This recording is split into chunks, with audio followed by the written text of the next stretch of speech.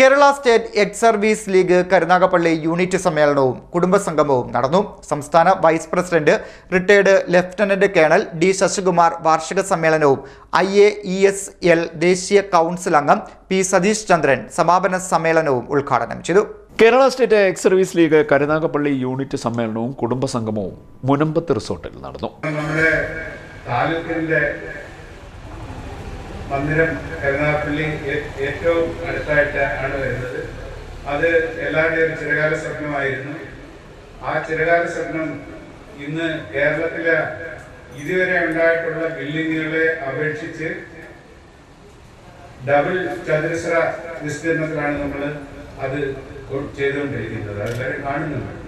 അത് ചെയ്യാനുള്ള ആവേശവും ധനവും എല്ലാം സമ്പാദിച്ചു തന്നത് നമ്മുടെ ഈ യൂണിറ്റുകളാണ്. 14 യൂണിറ്റുകളിൽ നിന്നും കിട്ടിയ ധനസംഭരണം കൊണ്ടാണ്. അതുകൊണ്ട് തന്നെ നമ്മുടെ 14 യൂണിറ്റില് ഇന്ന് 12 യൂണിറ്റിലും ആസ്ഥാനങ്ങളായി കഴിഞ്ഞു. കാരണം നമ്മുടെ ഈ നാട് പ്രകൃതി ദത്തമായി സൈനികരെ ഓർക്കാത്തൊരു നാടാണ്. നമ്മൾ മാത്രമേ ഒരാളും നമ്മളെ സംരക്ഷിക്കാൻ വരുമെന്നാരും കരുതല്ല. കാരണം സൈനികരെന്താണെന്നോ അവരുടെ പ്രവർത്തനം എന്താണെന്നോ ഭൂരിപക്ഷം മലയാളികൾക്കും അറിയാത്തൊരു നാട്ടിലാണ് നമ്മൾ ജനിച്ചു പോകുന്നത്.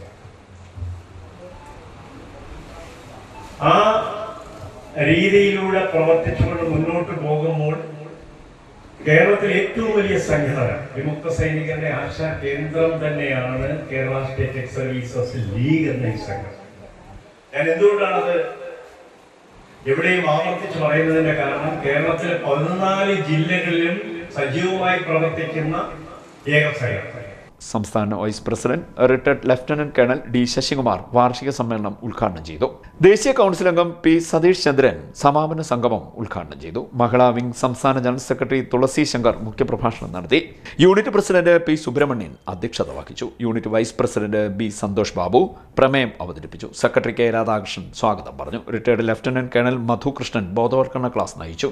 താലൂക്ക് സെക്രട്ടറി എൻ ജനാർദ്ദനൻ പിള്ള സംഘടനാ പ്രവർത്തന റിപ്പോർട്ട് അവതരിപ്പിച്ചു. ജയശ്രീ, ദിനമണി, കേണൽ പ്രകാശ് ധരൻ, അനിൽകുമാർ ടി, ലിസി കമലാകരൻ, നൌഷ അബീഷ് കുമാർ, ഉമാ ഷിബു, സുധർമ്മ കുശലൻ, രവീന്ദ്രൻ തുടങ്ങിയവർ സംസാരിച്ചു.